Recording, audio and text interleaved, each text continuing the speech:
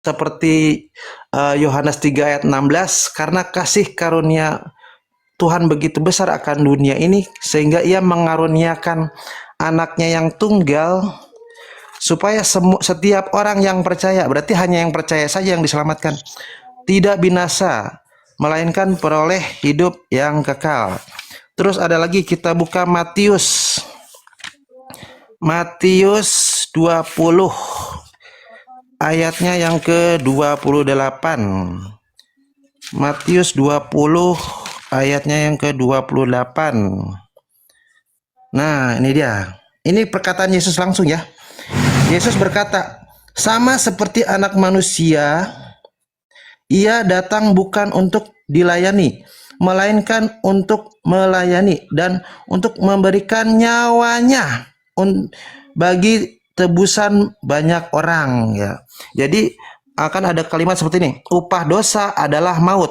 Nah, makanya semua orang di dunia ini pasti mati kan, tidak ada yang hidup abadi. Nah, gimana caranya supaya kita memperoleh kehidupan kekal di sorga? Caranya dengan menerima kasih karunia yang diberikan oleh Yesus melalui penebusan terhadap maut bagi seluruh umat manusia yang percaya kepadanya.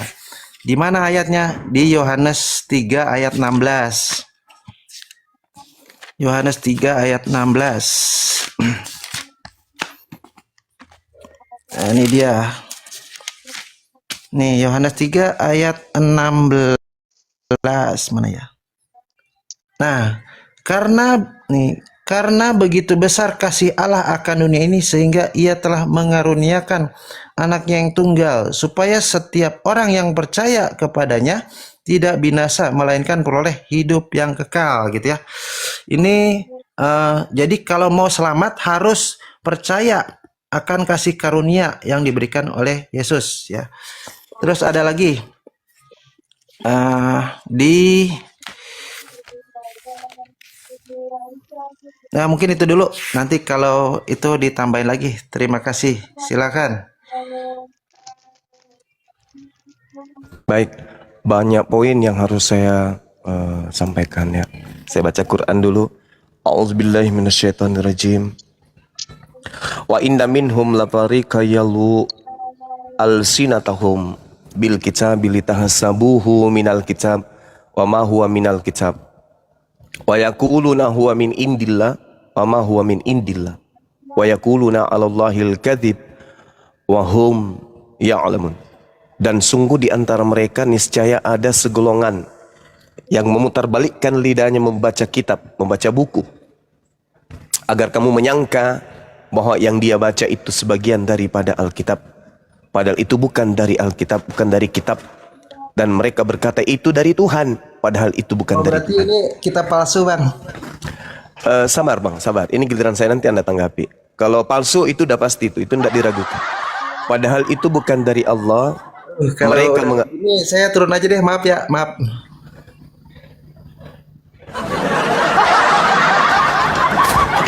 Kita umat Islam nggak bisa tertipu. Itu terjemahan dari kitab. Biarpun Anda dibawa, dengarkan saya baik-baik. Padahal mereka itu mengatakan dusta terhadap Allah, padahal mereka mengetahui. Anda mencoba menipu dengan mengambil kitabnya Yahudi Yesaya 53. Yesaya 53 itu tidak ada nubuat untuk Tuhan mati terkutuk, nebus dosa-dosa kalian. Itu nggak ada nubuatan seperti itu. Kalau Anda ingin membahas tentang nubuat tentang Yesus, baca di dalam Yohanes 11:45 sampai nomor 57. Itu nubuat untuk Yesus. Kemudian, tipuan yang Anda lakukan ketika Anda membaca kitabnya orang Yahudi, Yesaya 63 nomor 9, dalam segala kesesakan mereka, bukan seorang duta, bukan seorang utusan, melainkan aku sendirilah Tuhan yang akan menyelamatkan mereka. Tuhanlah yang menebus mereka dalam kasih-Nya dan belas kasihan-Nya. Ketika Tuhan mengajarkan Imamat 1 nomor 2 untuk menebus dosa bagi Bani Israel menggunakan domba, apakah domba yang menebus dosa itu? Bukan. Tuhan yang menebusnya dengan menggunakan hewan kurban. Hewan kurban itu hanya media ketundukan kepada manusia diperintahkan korbankan hewan, maka tunduklah mereka kurban. Ya, mereka mendekatkan diri kepada Tuhan dengan mengorbankan hewan. Korban atau kurban dalam bahasa Arab, bahasa Quran. Jadi yang menebus itu Tuhan, bukan domba yang menebus, bukan tai sapi yang menebus, bukan. Tapi Tuhan. Tuhan sendiri yang menebusnya. Dengan cara apa? Dengan memberikan syariat. Orang kemudian membuang duri di jalan supaya dosanya dihapuskan. Bukan duri yang menghapuskan, tetapi Tuhan. Makanya ketika Anda membawa Yesaya 63 bukan duta, bukan utusan, berarti sama halnya Anda sudah menolak Yesus. Karena Yesus itu utusan, Yesus itu duta. Berarti bukan Yesus, bukan anak Maria, tetapi Tuhanlah. Nah, itu dibuktikan di mana? Di dalam Kisah Para Rasul 2 nomor 22. Hai orang-orang Israel, dengarkanlah perkataan ini. Yang aku maksudkan adalah Yesus dari Nazaret, manusia yang telah ditentukan Allah dan yang dinyatakan kepadamu dengan kekuatan-kekuatan dan mukjizat-mukjizat dan tanda-tanda yang dilakukan oleh Allah melalui perantaraan Yesus. Memang bukan Yesus. Memang bukan Yesus. Yesus duta, Yesus utusan. Ternyata dia hanya alat yang dipakai oleh Tuhan, yang melakukan yang melakukan kemudian penebusan, yang melakukan kemudian mujizat, tanda-tanda, kekuatan itu Tuhan melalui perantaraan Yesus. Bukan duri yang menghapus dosa, bukan domba yang menghapus dosa, tetapi alat ini yang Tuhan jadikan sebagai sandaran bagaimana manusia mendekatkan diri kepadanya. Itu yang perlu saudara paham. Jadi Yesus itu duta, Yesus itu utusan. Berarti bukan dia hanya perantara saja. Nah, kembali kepada tema kita. Anda mengangkat materi bahwasanya Anda memuliakan Yesus. Bagaimana mungkin Anda memuliakan, tetapi faktanya Anda mengimani kalau dia itu mati terkutuk. Anda mengatakan kami memuliakan Yesus. Kalau saya tanya, untung Anda cepat lari. Saya tanya, yang mati dengan jalan kutuk di atas salib itu siapa? Yesus. Anda imani, Anda percaya kalau dia mati dalam keadaan kutuk? Percaya? Lah, katanya memuliakan. Kok malah mengutuk? Sedangkan yang dikutuk itu adalah pelaku dosa. Apa dosa Yesus? Tak ada. Ya, jadi baguslah Anda kabur. Sebelum Anda saya sentil, Anda tahu diri. Anda tersinggung dengan saya mengatakan kitab Anda bukan firman Tuhan. Kemarin ada pendeta yang namanya Leon from mana itu Yehuda. Itu kelabakan ketika dia sadar, oh ternyata terjemahan itu bukan firman Tuhan. Nah, yang Anda baca itu terjemahan. Itu bukan firman Tuhan.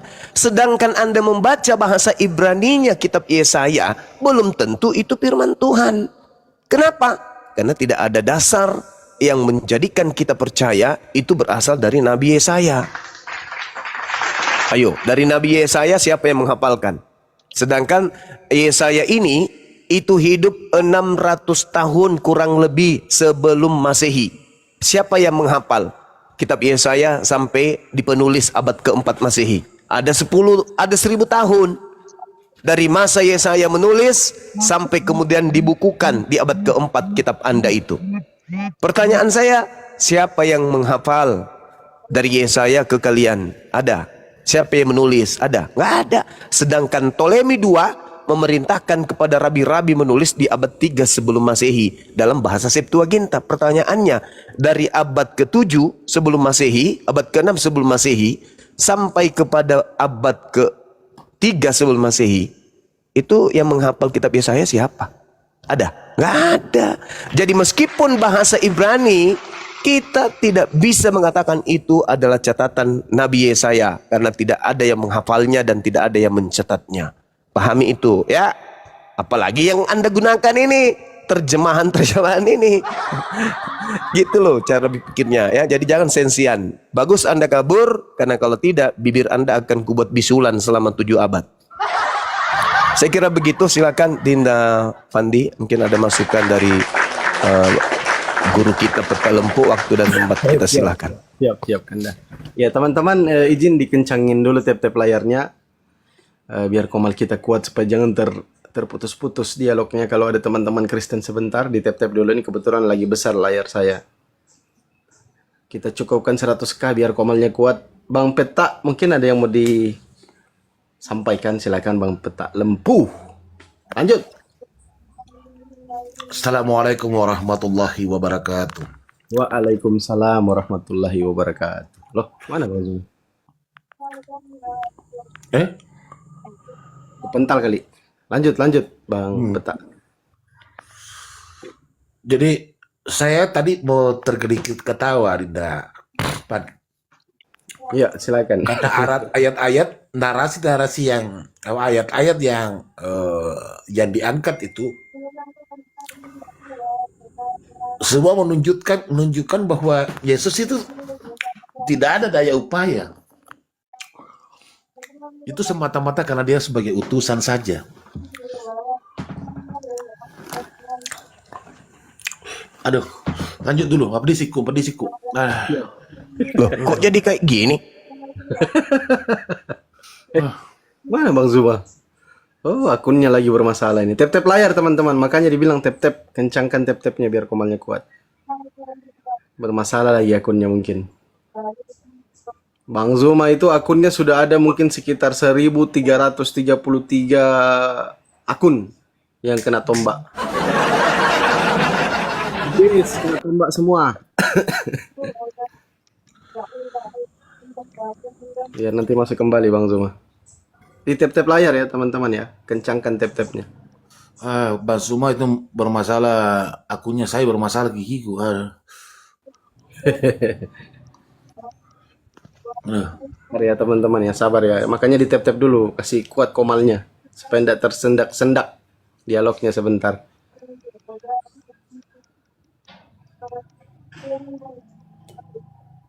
Diincar betul Bang Zuma ini akunnya. Karena terlalu banyak teman-teman Kristen itu yang sadar. Ya, saya lanjut ya. Tadi itu yang dia angkat, ada beberapa ayat itu yang diangkat di dalam Bible-nya mereka.